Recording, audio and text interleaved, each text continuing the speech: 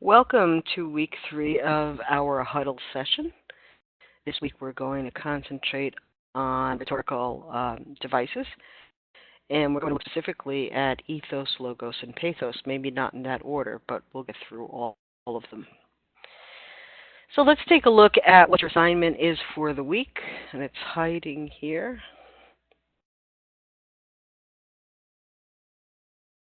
Oops, sorry about that. Okay. So if we go into the modules,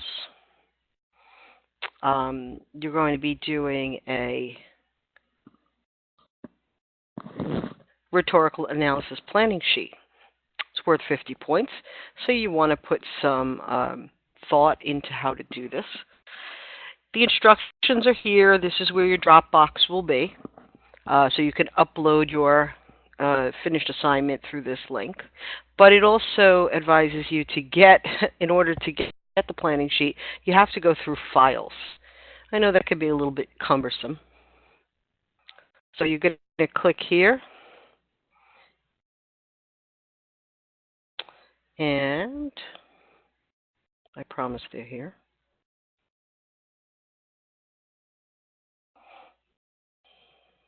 Here we go. Okay. And then you have the rhetorical analysis planning sheet right here. One of them, I did put up a sample. So the sample is here, and your actual planning sheet is here. So let me just show you both of these. Oops, sorry about that.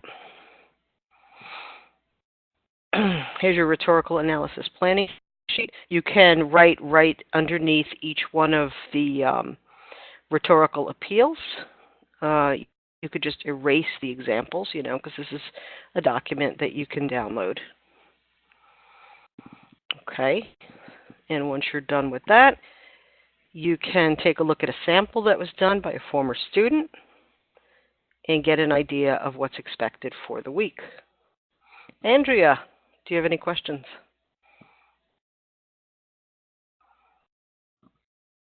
I guess that's a no. Okay, good. I also want to point out in this week's modules that there is the third and final pulse check. And it would be great if everybody could just weigh in and tell me how you're doing and if there's anything I can do for you. Many of you are reaching out to me through email or by phone, and that's terrific. There's no reason why you should feel that you're lost in the course, and if you're having any problems, burying your head in the sand is not going to be the way to get them solved. We can resolve them together. So please log into that pulse check. Let me know how you're doing. And always, always reach out to me by email or by phone. One of the announcements I just put up, I just want to call attention to, is the registration announcement. Remember to register. You want to get the classes that you want. And I was told by the registrar that the majority of your peers have already registered for November and January. So if you are going to continue and you want to take your preferred classes, I would suggest that you get in there early. You can follow this link, and this will take you to a video describing how you can self-register. It's right here. So DeVry makes it easy for you to get the class that you want. Okay. So now that we took care of that, we have some great discussions going on. Just wanted to call attention to a couple. And that's analyzing persuasive messages, because this is really where the rhetorical appeals are going to come in. It's asked that you do an audio-visual recording using PowerPoint, or some people are using VoiceThread, which is terrific. But to analyze an advertisement, and with some advertisements, some people are putting in videos. For the assignment, you want an actual hard ad. You want an ad, something that was put in a magazine or a newspaper. So if you want to practice with a video or an advertisement on television, that's fine, but don't do that for your final for your planning sheet and for the final essay that's tied to this, which is due next week. So Richard Robinson, I have to call out. I looked at this yesterday, and I tried to call everyone's attention to it. If you get an opportunity, please go back and listen to and watch Richard as he dissects the ad that he chose. It's very, very, very good. And then I also posted my own. Oh, there we go. There's a very young Ronald Reagan. And I also did my own voiceover and brought you through the logos, pathos, and ethos. Somebody showed me an ad, and I'm glad that the student showed me in advance. And it just had kind of a picture with one word. And even though that can be a very powerful image, for this exercise, you have to break down ethos, pathos, and logos. And if you don't have words on the ad, you're going to kind of back yourself into a corner, and at the last minute, you're going to have to change your advertisement. So the more, I suggest going back to these kind of vintage advertisements, because there was a lot of neat things they were doing in the day to get people to buy their products. And there's some really surprising ones as well. So if you can get a hold of these vintage ads, you'll get a lot of mileage out of them. Any questions, Andrea?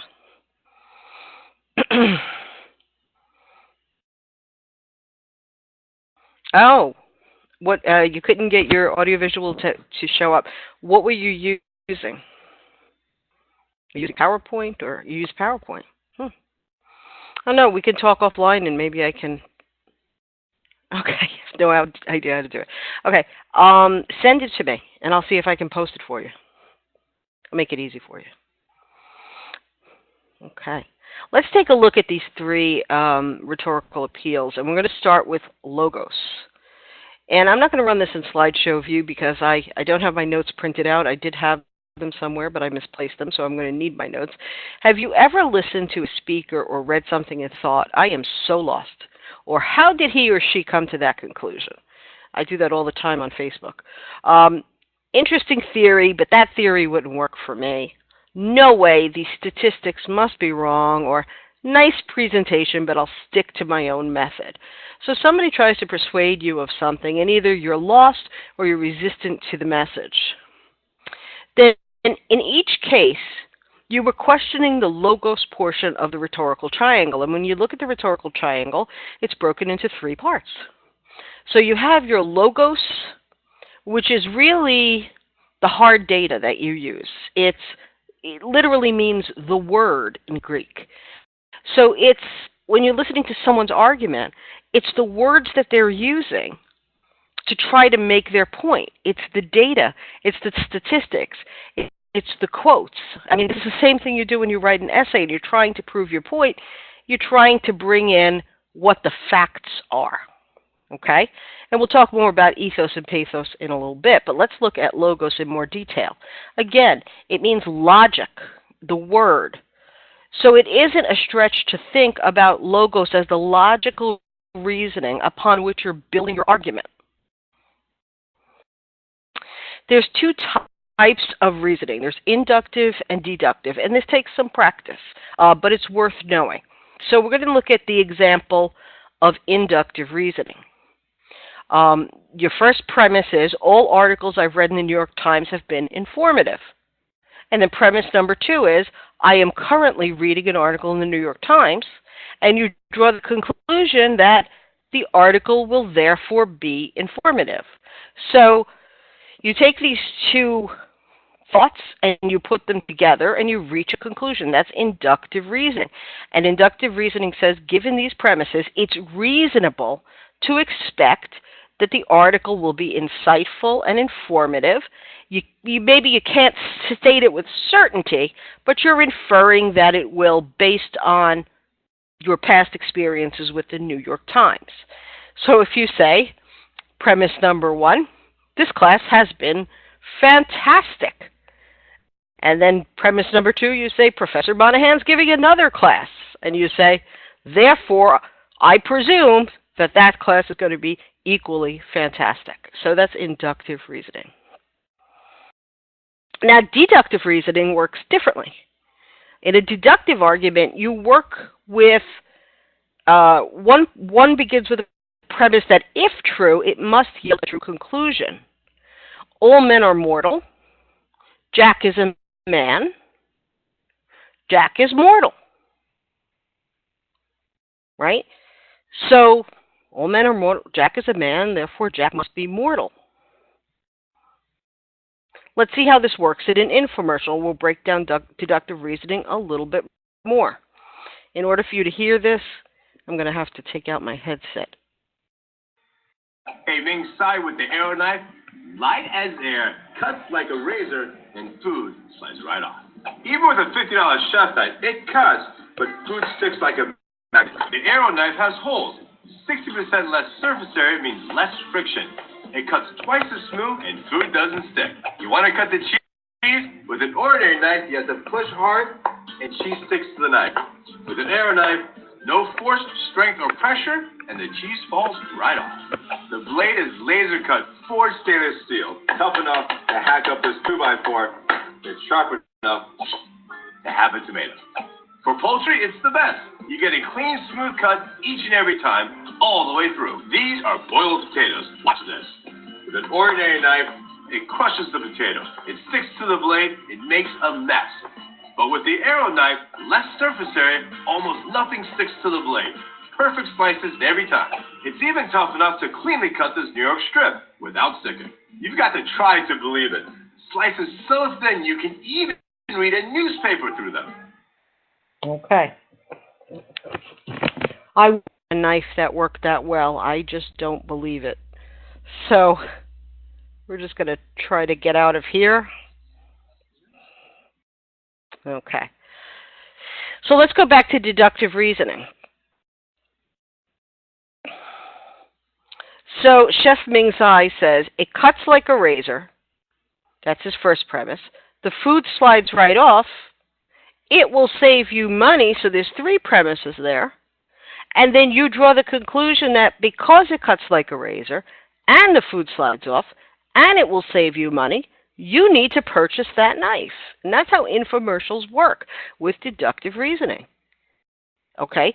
You need to buy it because it does all those things and it fulfills all those needs. Let's go back to inductive reasoning for a moment. Inductive reasoning, wrong one. One uses premises or statements that are accepted as true to lead to a conclusion, but the conclusion may or may not be true. So in inductive reasoning, you may draw a conclusion based on the premises. It may not be true. Like we said, we use the how wonderful this class was, and if I taught another class, it's going to be equally as wonderful, based on your experiences. But that may not actually turn out to be true. You can ask students that I teach technical writing to. So, deductive reasoning, quite the opposite. You can easily see it differs from inference. It moves from general statements to specific statements. Inductive reasoning does just the opposite. It makes specific statements and it goes to a general statement. And again, this takes some practice.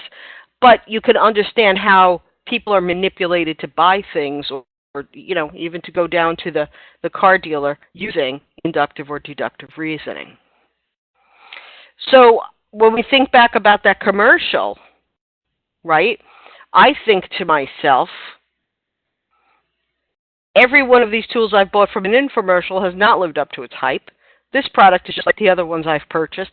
My conclusion is this product will not live up to the hype either.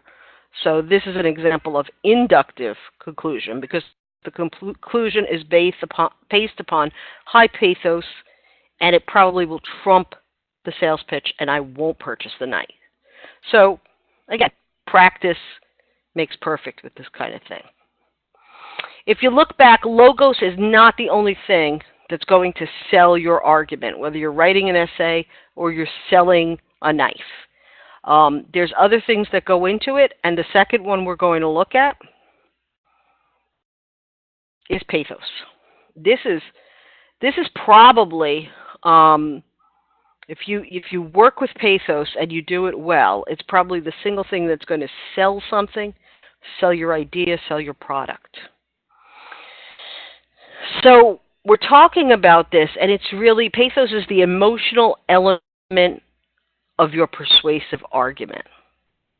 And you see here, Ben Franklin says, if you would persuade, you must appeal to interest rather than intellect. Logos is just the opposite. Logos is appealing to our intellect. It makes sense in a logical way. Pathos is appealing to emotions. So the chart above, you can see that pathos can be evoked through story, inspirational quotes, and vivid language. But that's not all. It can also be evoked by how we say things. Somebody can be very convincing and tell you a lie because of the way they're saying it. Children do this a lot. Exes do this a lot when I think about it. So pathos is the emotional content. And if you look at these ads, right, humor and strong visuals help to bring pathos, help to build pathos. So look at the ads that you're choosing and see where the emotion comes in. I mean, look at this, the little loudspeaker kid. So if you've ever been on a plane and had that kid sitting behind you, you'd be happy to have this headset. It's like being grounded for 18 years, and here you have a young woman with a child. You could almost predict what this ad is going to be about. Okay? So examine your ads and see where the emotional impact comes in. Is it in the visual? Is it in something they say? Pathos is often used to get the audience's attention during the introduction or in the conclusion, or to powerfully end an argument. Another way to build pathos is to begin an interesting story at the onset of an essay and then reveal how it turns out in the conclusion, thereby building suspense. So, yeah, we're talking about this in terms of, our rhetorical appeals for this week's lesson, but we're also talking in a broader sense of how to incorporate these tools into your writing. How do you make people buy your argument when you're writing something persuasive? And I'll make an argument that all essays are persuasive in some way, shape, or form, because you're putting into that essay what you want me to believe about anything. Okay? You could be writing about cheerleading. You want me to believe something. You're writing something to have me believe a certain thing about cheerleading. So I think there's an element of persuasion in everything that we write. The danger of pathos-based appeals is it appeals to those who are less aware of the subject matter. It appeals to people who don't have a lot of knowledge or logos-based knowledge in a particular thing. My mom's a big QVC buyer. I've never seen anything on QVC that I want. But if you just sit and watch that for a half hour, and it is mind-numbing. I'm sorry if you like QVC. They're preying on, I think it's predatory. I think they're just preying on emotions. You're connecting to the people who are selling, and they're selling you something that you really don't have any prior knowledge about. You haven't done the shopping. It's not like when you go for a car and you try to read up about that car and you visit a few dealerships and you ask people who own the car. That's you doing your logos-based research. The other things we buy are just emotionally based. This can lead to logical fallacies. This can be mistakes in understanding. This can cover up weak arguments by using pathos. And it can cause the audience to stop listening or not being fully present because they feel they're being manipulated. It depends on the intellect of the audience. So by that, I don't mean how smart you are, but how much knowledge you have about a particular subject. So there you have it. This, along with ethos that we're going to look at in a video in a moment, really ties together to make your arguments concrete. And when you look at those ads, you're looking at how they bring each component together to make you purchase something. Now let's take a look at ethos. We're only going to see a little bit of this, and I'm going to pull my headset out, Andrea.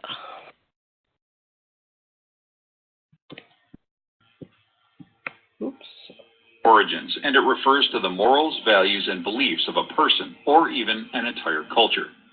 Ethos is also one of the three rhetorical appeals identified by Aristotle. The other two appeals are logos, logic, and pathos, emotion.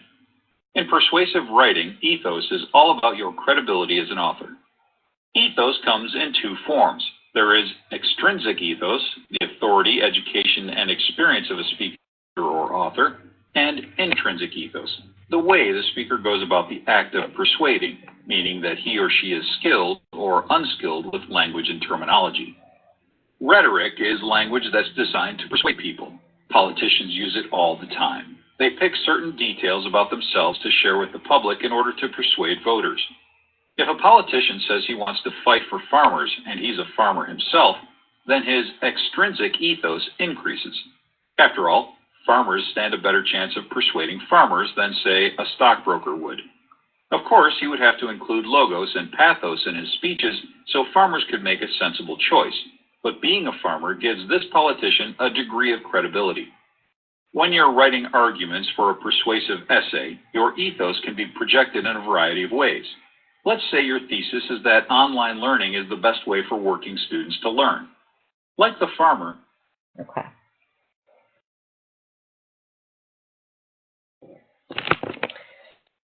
Again, we're looking at ethos, pathos, and logos and how they work together. And if we just go back to my ad for a moment, we've got Ronald Reagan. Okay? He wasn't president at this time. You can see he's very young, but he was a movie star. So right there, you're building in credibility. There's something credible about this movie star who's smoking a cigarette. Now, we're looking at this from the 21st century and saying, whoa, smoking a cigarette, that's not so healthy, because we know what's transpired since the 1940s or 50s. But this is in the 40s or 50s. So smoking was cool. Ronald Reagan was cool. And you see his ethos right here. He signs this. Okay? And they say what he did in case you didn't know who he was. Whoops, sorry, I don't want that to run. Then we have this guy down here. If you take a look, he's a farmer and warehouseman, and he says he's a tobacco farmer.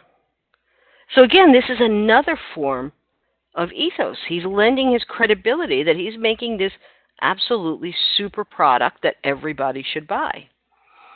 Pathos. How is this, look and listen to what I say in my analysis in the discussions. How is this making you appealing to your emotions? Look at the colors. Look at the things that work together. Look at the fact that you have the movie star, handsome movie star, with this kind of aging old farmer, and how is that playing on your emotions?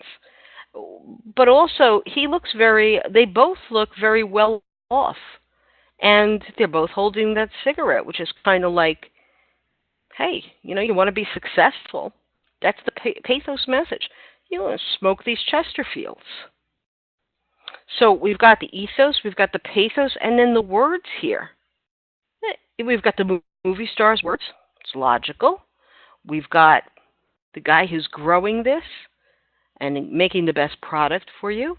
It seems logical. We draw it all together and we say, that's the brand that I want. So that's what we're looking for in this exercise, is that you're really evaluating all three of those rhetorical appeals. All right, Andrea, we are done early because there's only me and you. Do you have any questions? Do you want to come on the line, or?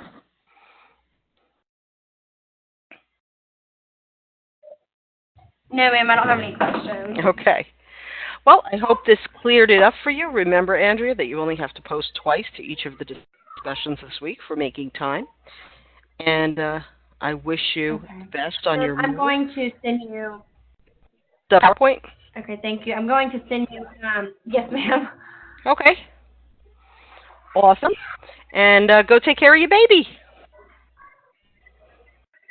Thank you. I hope you have a good night. You too. Bye-bye.